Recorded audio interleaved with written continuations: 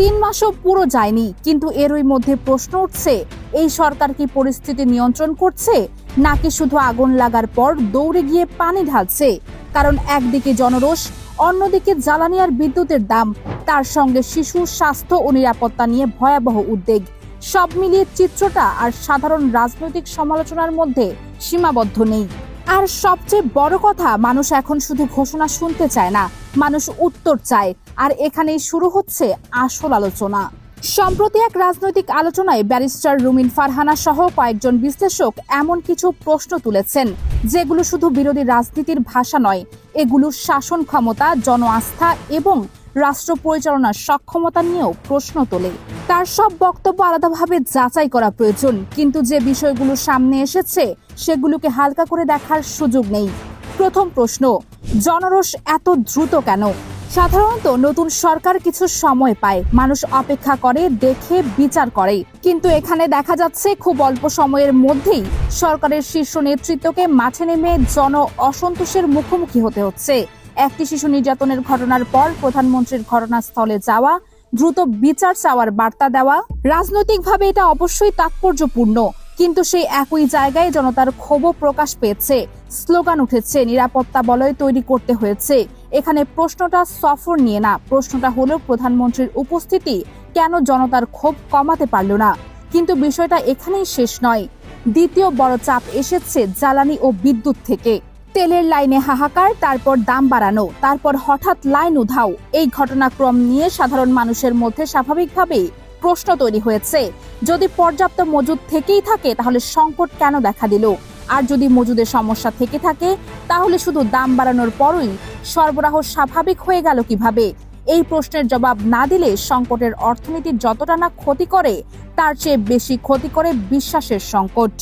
কারণ বাজারে মানুষ শুধু তেলের দাম দেখে না, মানুষ দেখে সরকার সত্য বলছে কিনা। আর যখন বিদ্যুতের দামও বাড়ে তখন তার অভিঘাত শুধু বিলেই আটকে থাকে না, পরিবহন খরচ বাড়ে, কোল্ড স্টোরেজের খরচ বাড়ে, কৃষি উৎপাদন খরচ বাড়ে, দোকানের ওভারহেড বাড়ে, শেষ পর্যন্ত সবজির ঝুড়ি থেকে শুরু করে মাছ মাংস পর্যন্ত সবকিছুর উপর চাপ পড়ে। আজ বাজারে গিয়ে যদি মানুষ দেখে 100 টাকার নিচে সাধারণ সবজিও ঠিকমতো মিলছে না, তাহলে তার কাছে অর্থনীতি আর তত্ত্ব থাকে না, ওটা হয়ে যায় প্রতিদিনের বেঁচে থাকার লড়াই।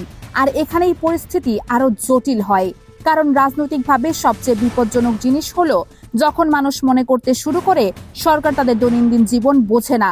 এই জায়গাটাই সমালোচকেরা বলছেন সরকারের বড় সমস্যা নীতিতে যতটা, তার চেয়েও বেশি ধারণা ব্যবস্থাপনায়। সরকার দৃশ্যমানতা তৈরি করছে কিন্তু জবাবদিহি তৈরি করতে পারছে না। শীর্ষ নেতৃত্বের সহজ সরল ইমেজ, জনসংযোগ, ভিজুয়াল উপস্থিতি এসব রাজনীতিতে কাজ দেয়, কিন্তু যখন মূল্যস্ফীতি, স্বাস্থ্য ঝুঁকি, শিশু নিরাপত্তা, চাকরির অনিশ্চয়তা সব একসাথে চাপ দেয়, তখন মানুষ ছবি দেখে না, ফল দেখে। এ কারণেই এখন অনেকের মুখে একটা শব্দ ঘুরছে, স্টান্টবাজি। এই শব্দটি রাজনৈতিকভাবে খুব বিপজ্জনক, কারণ একবার যদি জনমনে এই ধারণা ঢুকে যায় যে সরকার সমাধানের চেয়ে প্রদর্শনীতে বেশি আগ্রহী, তাহলে প্রতিটি সফর, প্রতিটি বক্তব্য, প্রতিটি ঘোষণা সন্দেহের চোখে দেখা শুরু হয়। আপনার কি মনে হয়, মানুষ অতিরিক্ত কঠোর হচ্ছে নাকি বাস্তব পরিস্থিতি তাদের এই অবস্থানে নিয়ে গেছে? এরপর সামনে আসে আরো গুরুতর প্রসঙ্গ, শিশু নিরাপত্তা ও জনস্বাস্থ্য। আলোচনায় দাবি করা হয়েছে সাম্প্রতিক সময়ে হামে আক্রান্ত হয়ে বহু শিশুর মৃত্যু হয়েছে এবং একই সঙ্গে শিশু ধর্ষণ ও নির্যাতনের একাধিক উদ্বেগজনক পরিসংখ্যান সামনে এসেছে। এই সংখ্যা সরকারিভাবে হুবহু মিলিয়ে দেখা জরুরি, কিন্তু সংখ্যার নির্ভুলতা নিয়ে বিতর্ক থাকলেও মূল সংকেতটা স্পষ্ট। শিশু নিরাপত্তা ও শিশু স্বাস্থ্য এখন জাতীয় উদ্বেগের কেন্দ্রে। এখানে সরকার যদি বলে কেউ ইচ্ছে করে এমনটা ঘটায়নি, সেটা ঠিক হতে পারে, কিন্তু জনতার পাল্টা প্রশ্ন যুক্তিসঙ্গত, ইচ্ছাকৃত না হলেও গাফিলতি কি ছিল না?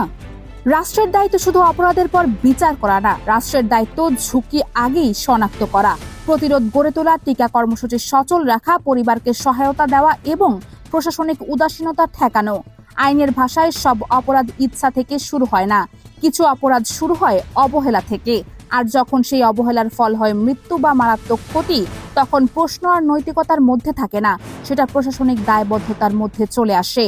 আর এই দায়বদ্ধতার প্রশ্নটাই এখন সবচেয়ে বেশি আলোচনায়। আরেকটি গুরুত্বপূর্ণ অভিযোগ এসেছে সংসদের কার্যকারিতা নিয়ে। সমালোচকদের বক্তব্য, সরকার বদলালেও সংসদে কার্যকর বিরোধী কণ্ঠস্বরের ঘাটতি থেকে যাচ্ছে। আগে এক ধরনের একচেটিয়া প্রভাব ছিল, এখন অন্যরূপে একই প্রবণতা দেখা যাচ্ছে, এমন অভিযোগ উঠছে। কেউ কেউ বলছেন বর্তমান সংসদে অসহিষ্ণুতা আগের চেয়েও বেশি, অর্থাৎ কাগজে কলমে বহুদলীয় কাঠামো থাকলেও বাস্তবে শক্ত প্রশ্ন তোলার জায়গা খুব সংকুচিত। আলোচনায় একটি বাণিজ্য চুক্তি নিয়ে প্রশ্ন তোলা হয়েছে, যেটিকে সমালোচকেরা অসম বা অতিরিক্ত ছাড় দেওয়া চুক্তি হিসেবে দেখছেন। এখানে মূল সমস্যা শুধু চুক্তির ভাষা নয়, সমস্যা হলো টাইমিং এবং স্বচ্ছতা। বড় ধরনের আন্তর্জাতিক বা বাণিজ্যিক চুক্তি যদি রাজনৈতিক পরিবর্তনের ঠিক আগে বা বিতর্কিত সময়ে হয়, তাহলে জনমনের সন্দেহ তৈরি হয়, এটা কি রাষ্ট্রীয় প্রয়োজন ছিল নাকি ক্ষমতার ব্যবহারিকতার অংশ। আবার সরকার পক্ষের কেউ বলতেই পারেন নীতির ধারাবাহিকতা খারাপ না, রাষ্ট্র তো প্রতিবার সরকার বদলালে শূন্য থেকে শুরু করতে পারে না। এই যুক্তিরও গুরুত্ব আছে, কিন্তু জনগণ তখনই সেই যুক্তি মেনে নেয় যখন তারা দেখে সিদ্ধান্তগুলো স্বচ্ছ, ব্যাখ্যাযোগ্য এবং জবাবদিহিমূলক। অন্যথায় বিরোধীরা সহজেই বলবে এটা নতুন সরকার না, আগের কাঠামোই বর্ধিত সংস্করণ। আর এই অভিযোগ রাজনৈতিকভাবে খুবই সংবেদনশীল, কারণ যদি মানুষের মধ্যে এমন ধারণা তৈরি হয় যে মুখ বদলেছে কিন্তু পদ্ধতি বদলায়নি, তাহলে সরকার শুরুতেই তার নতুনত্বের সুবিধা হারিয়ে ফেলে। এই পুরো চিত্রে আরেকটি প্রতীকী দিকও সামনে এসেছে, ক্ষমতার কেন্দ্রের চারপাশে অতিরিক্ত আনুগত্যের প্রদর্শন। রাজনৈতিক সংস্কৃতিতে এটা নতুন না, কিন্তু নতুন সরকারের ক্ষেত্রে এই ছবি দ্রুত সামনে এলে সেটা খারাপ বার্তা দেয়, কারণ জনগণ তখন ধরে নেয় সিদ্ধান্ত গ্রহণে বাস্তববাদী পরামর্শদাতার চেয়ে তোষামোদকারীরা বেশি প্রভাবশালী। আর ইতিহাস বলছে বাংলাদেশের মতো চাপগ্রস্ত অর্থনীতিতে এটা খুব বিপজ্জনক, কারণ যেখানে মানুষের জীবনে নাই বেশি, চাকরি নাই, স্বস্তি নাই, দাম কমার আশা নাই, স্বাস্থ্য সুরক্ষা নাই, সেখানে ক্ষমতার চারপাশে ভুল মানুষের আধিক্য সরকারের পতনের সবচেয়ে দ্রুত শর্টকাট হয়ে উঠতে পারে। সবচেয়ে বড় ঝুঁকি হলো লেজিটিমেসি বা শাসন স্বীকৃতির ক্ষয়। আইনগতভাবে সরকার টিকে থাকতে পারে, সাংবিধানিকভাবে ক্ষমতায় থাকতে পারে, কিন্তু রাজনৈতিকভাবে যদি মানুষ বিশ্বাস হারাতে শুরু করে, তাহলে প্রতিটি সংকট দ্বিগুণ হয়ে যায়। একটা বিদ্যুৎ সমন্বয় হয় জনরোষে, একটা স্বাস্থ্য ত্রুটি হয় প্রশাসনিক ব্যর্থতায়, একটা বিচারিক বক্তব্য হয় ক্ষমতার হস্তক্ষেপের অভিযোগে, একটা সফর হয় জনসংযোগ স্ট্যান্ডে। এই চক্র শুরু হলে সরকারকে প্রতিদিন নতুন করে বৈধতা প্রমাণ করতে হয়, আর সেটা খুব কঠিন। সব মিলিয়ে এই মুহূর্তে সবচেয়ে বড় প্রশ্ন একটি, সরকার কি এখনো পরিস্থিতিকে জনসংযোগের সংকট হিসেবে দেখছে, নাকি বুঝতে পারছে এটা আসলে শাসন সংকেত? কারণ জনতা যদি মনে করে তাদের কষ্টের তুলনায় সরকারের প্রতিক্রিয়া কম ধীর বা সাজানো, তাহলে সময় খুব দ্রুত ফুরিয়ে যায়। এখন পুরো নজর সেদিকেই। এই সরকার কি কঠিন প্রশ্নের জবাব দেবে, নাকি শুধু পরবর্তী ছবিটা বদলানোর চেষ্টা করবে? এই পুরো পরিস্থিতিকে আপনি কিভাবে দেখছেন? এটা কি স্বাভাবিক রাজনৈতিক সমালোচনা, নাকি সত্যিই বড় ধরনের অস্থিরতার আগাম সংকেত? কমেন্টে আপনার বিশ্লেষণ জানাতে পারেন।